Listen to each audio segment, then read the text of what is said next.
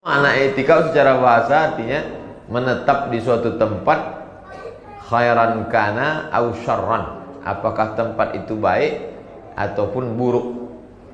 Jadi tempat yang tak baik i'tikaf juga secara bahasa.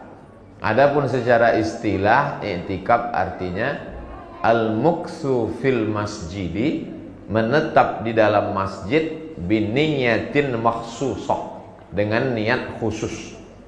Niat khusus maksudnya taqarruban ilallah, mendekatkan diri kepada Allah Subhanahu wa ta'ala. Jika kita sudah hadir di malam-malam 10 terakhir Ramadan dan akan dimulai pada malam hari ini, maka kondisikan diri kita untuk bisa bangun di malam hari walaupun cuma sebentar.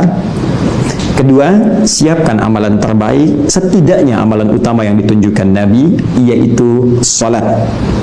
Dan minta kepada Allah dengan penuh ketulusan, baik dalam sujud ataupun dalam doa-doa pasca salat, kalimat yang diajarkan langsung oleh beliau kepada istri tercinta beliau, Sayyidah Aisyah radhiyallahu taala anha, Allahumma innaka afuwun tuhibbul afwa fa'fu anni, atau fa'fu anna untuk keseluruhan.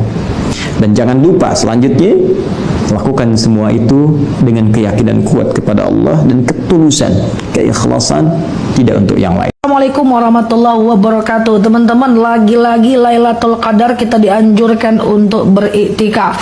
Bagaimanakah doa saat kita iktikaf atau tata cara iktikaf? Cara yang pertama adalah kita mengambil wudhu dulu. Oke, setelah ngambil wudhu maka kita mulai masuk ke masjid atau musola. Ingat ya, iktikaf mesti masjid atau musola. Lalu kita baca doa masuk masjid atau musola. Apa doanya? Allahumma ftahli abwaaba rahmatika, Allahumma ftahli abwaaba rahmatika. Apa artinya? Ya Allah, bukakan untukku pintu rahmat kasih sayangmu.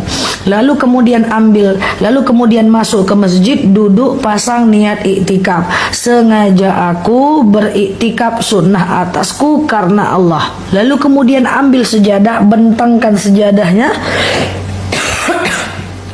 Mohon maaf, kita no edit ya, saya batuk sedikit. Bentangkan sejadahnya, lalu mulailah iktikaf dengan cara doa, zikir, baca Quran, ingat kekurangan diri, sholat sunnah. Doa, zikir, baca Quran, ingat kekurangan diri, sholat sunnah. Doa banyak-banyak, bila perlu bawa skrip doanya dari rumah. Ingat kekurangan diri, semakin kita ingat kekurangan kita, semakin Allah maafkan kita.